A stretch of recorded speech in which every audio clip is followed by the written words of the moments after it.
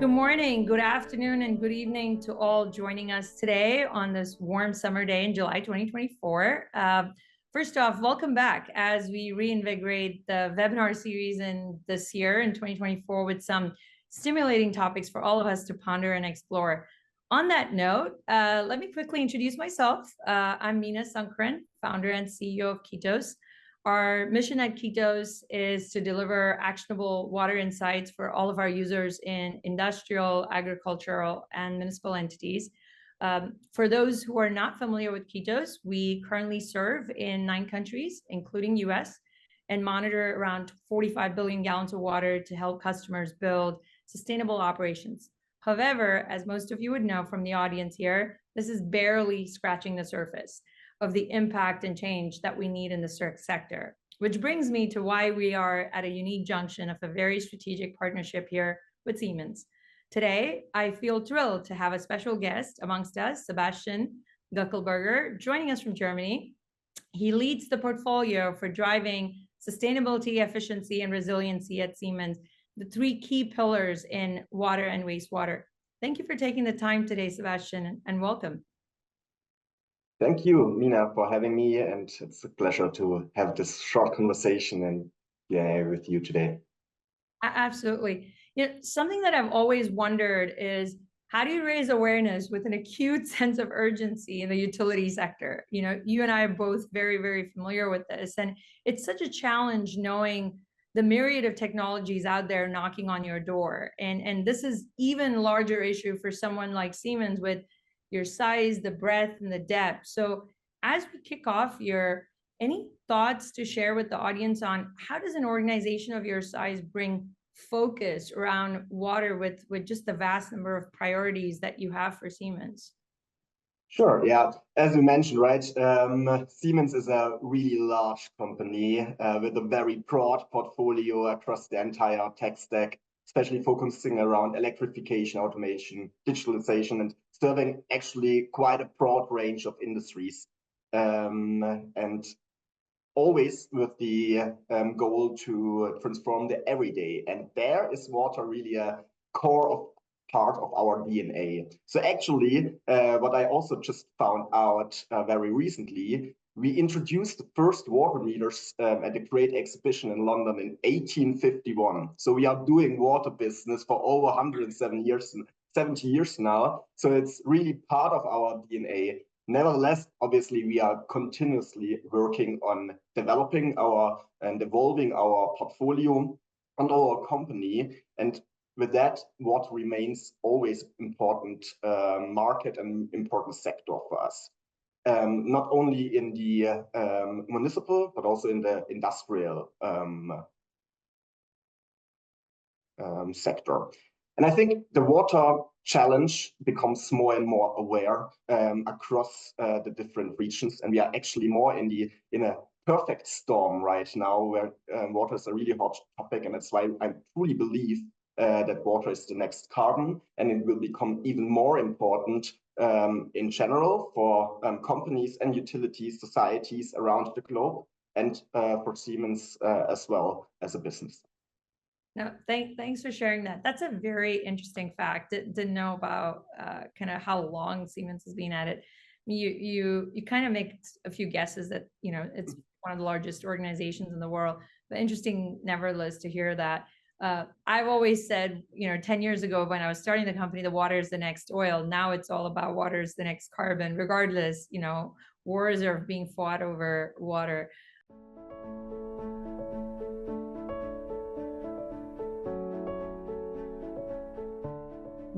What are sort of like the top 3 problems of your customers that you're seeking to provide sort of the most optimal solutions that we can all be cognizant of here? Sure. I think there are different perspectives. So the water perspective, and water per se is a critical resource, and we face tremendous challenges there, right? It's the water scarcity combined with an increasing demand for water and increasing water usage. It's when we look at municipal water, we see a lot of aging infrastructure and aging workforce, combined with higher frequency and amount of extreme events, which has higher demands on the infrastructure. So also in the industrial sector, water is a critical resource for the production, for example, in semiconductor or in pharma and other industries. Also obviously in agriculture, heavily used. But if you are talking with the customers, beyond especially water municipalities, they have a bit of a broader view on sustainability.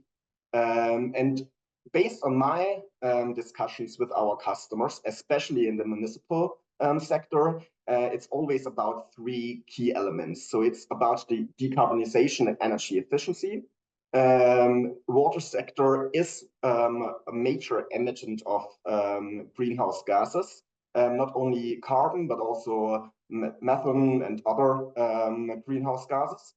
And this interlink between the energy and water, the water energy nexus, needs to be tackled, and we help companies there to accelerate their road to net zero and also integrate renewable energy sources, for example. The second one is more going to the more obvious one, which is the resource efficiency and also circularity. So accelerating towards a more circular economy, water conservation and reuse concepts are getting more and more adopted, not only by municipal, but also especially industrial customers. And there, the water quality aspects become very important because different to, for example, in energy, the interlink between the water quality and the water quantity is quite interlinked. And so you need to manage both aspects to optimize. And the third one is more around the people. People centricity and societal impact. So this is like what we see first, more inwards looking at the water utilities. So how can we tackle the workforce challenge with, I think 30% of the workforce in the US is retiring in this decade. Yeah. So they need to tackle this demographic shift. And on the other side, it's more also on the people living in their community. So how can we conserve natural ecosystems, preventing, for example, the discharge of low quality water into surface waters and things like that.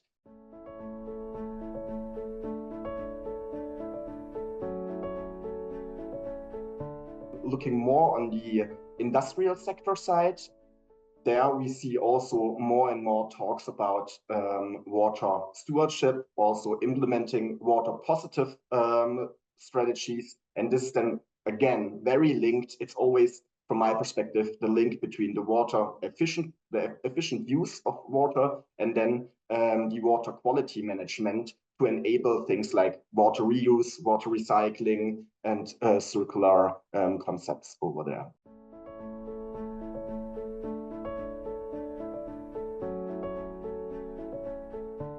From the beginning days of when we started developing KETOS solutions, I've always believed that water usage and water quality is sort of like the yin and yang of really understanding water in its whole, because ultimately both of them working very symbiotically truly can help increase the overall availability of water, and that's very critical. And almost 45% of KETOS customers today are very heavily focused on water reuse, and a big part of what we're seeing in that matrix is customers coming to us for ESG reporting or anything associated with CSRD reporting, or if they're looking at the E part of ESG, they tend to have air data, they tend to have waste data, but they don't have sufficient water data. And so really plugging in high caliber water data is becoming more and more critical as people get deeper into that net positive reporting.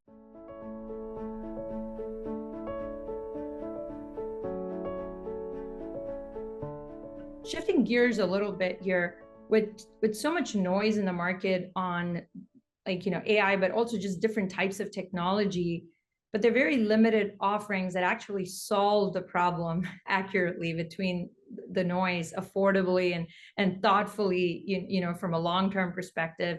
Any guidance on sort of like how customers can identify what solution is the right fit for their problem? This is kind of a $1 million question where a lot of the engineering firms get hired and are on, but just sort of, preliminary thoughts from sort of you would be very, very helpful.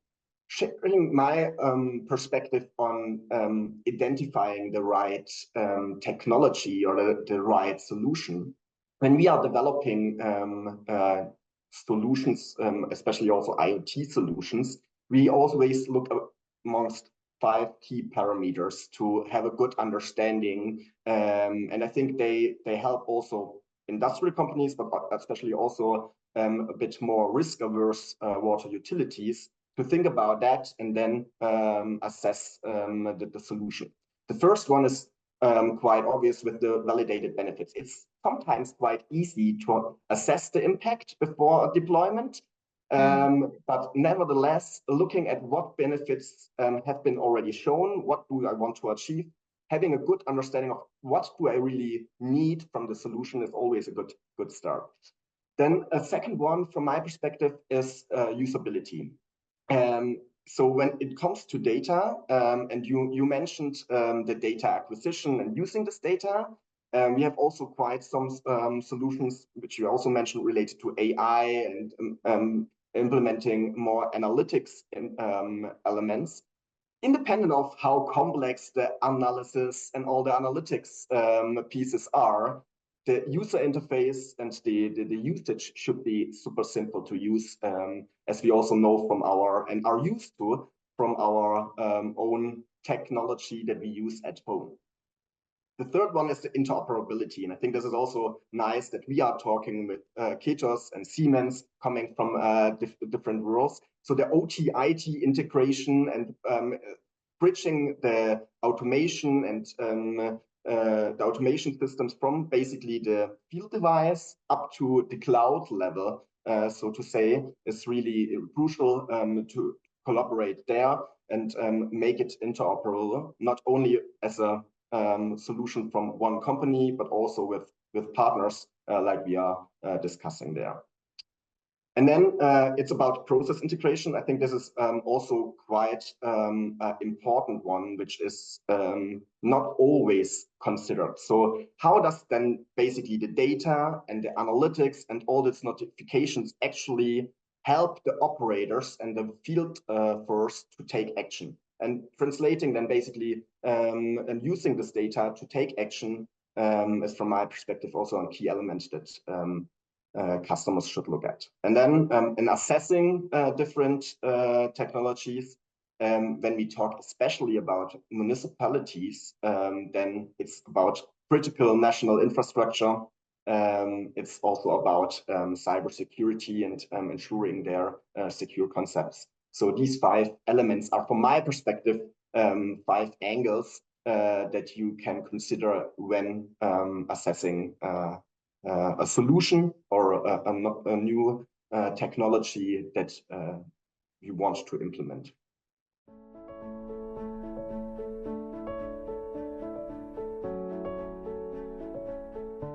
It's very true to the fact that we've KETOS, since its founding, has also been very user-driven and kind of thinking about what are the critical gaps in the solutions that have existed for decades, and how do we, come up with solutions that are not necessarily me too, but really solving for addressing those gaps. And we've put a heavy emphasis on robotics and AI to eliminate manual processes for the last 9 years, while preserving the accuracy and affordability of the solution, right? And this has been a key unlock for these KETOS from what we have learned. And so for you in your own role, Sebastian, as you speak with several partners, several companies, talk to clients and see which solutions are working well for them, what has been exciting for you as you've begun learning a little bit about KETOS and as we start on this journey together? Sure.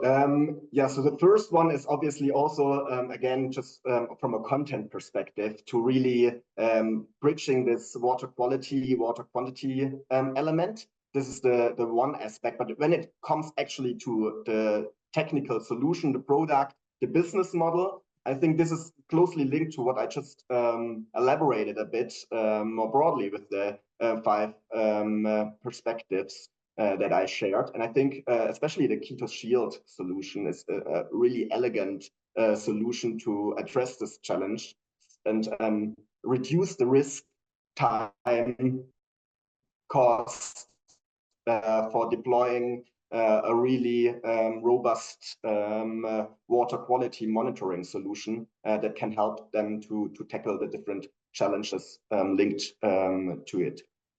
No, thank you, Sebastian, for those thoughtful words. I think, you know, we've put a lot of effort into really figuring out how we eliminate manual processes, right? And that's a big part of how we've designed the solution organically, and not just using the technology, but applying an innovative business model to align with the technology so that adoption becomes easier for companies.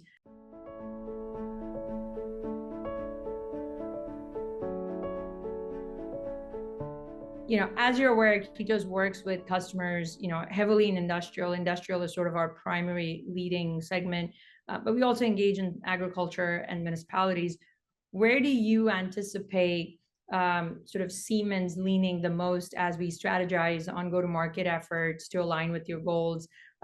Even if we can discuss something in a public audience, just at a very, very high level, you know, that both of our teams are not going to get mad with us about discussing.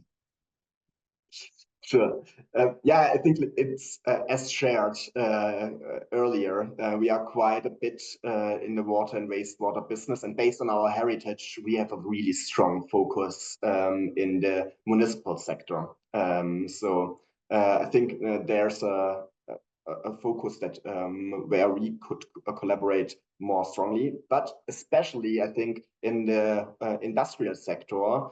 As mentioned, we are serving various industries across the globe, and I think especially driven by the regulation, for example, the EU Green Deal, investors coming more water aware and looking to reduce water-related risks. I think there's also more push towards corporates to actually implement solutions, which are maybe also a bit faster in adoption of newer technologies compared to municipalities. And so I think especially in industries like food and bev, or in pharma or chem, where water is really a critical resource, I see a huge opportunity for the solution of KETOS and Siemens to expand, and also then to learn a bit more about the water quality aspects here at Siemens.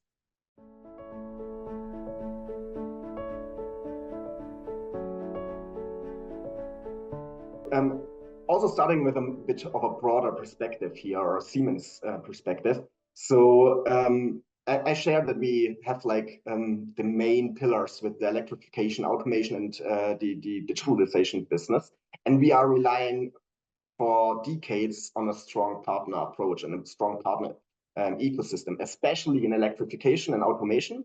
And now we launched some months, or like almost a year ago, the Siemens Accelerator strategy. And it's basically a digital business platform based on 3 pillars, with the portfolio, the ecosystem, and the marketplace.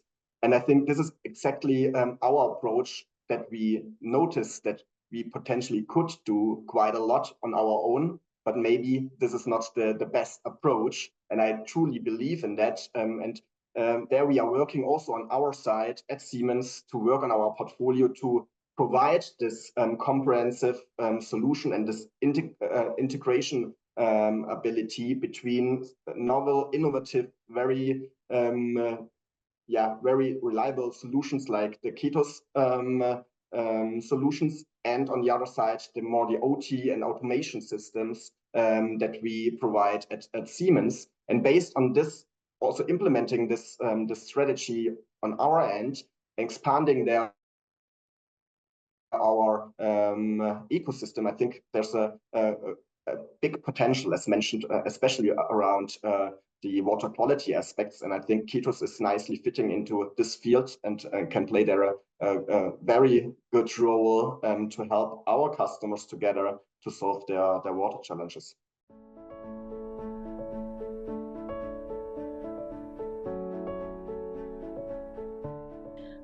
So I would like to leave a lot of the folks here with some thought-provoking ideas as we, sort of anticipate what the future of water could look like.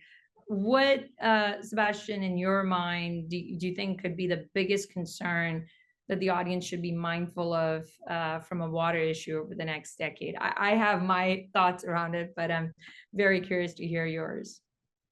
Yeah, so from my perspective, I think the pressing water challenges are quite obvious and we are all aware of them, but they will become more and more severe. And actually, we need to take action now. And I think the biggest concern that I have is that we don't take action in a speedy way, in an adequate way to tackle and resolve these challenges, or at least minimize them.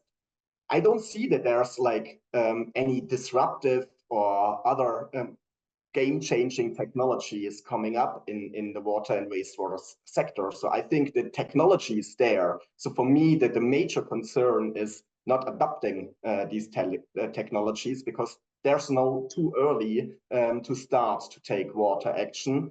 And I think we have all that is required. And now it's about to walk the talk and actually implementing such solutions and take actual water action to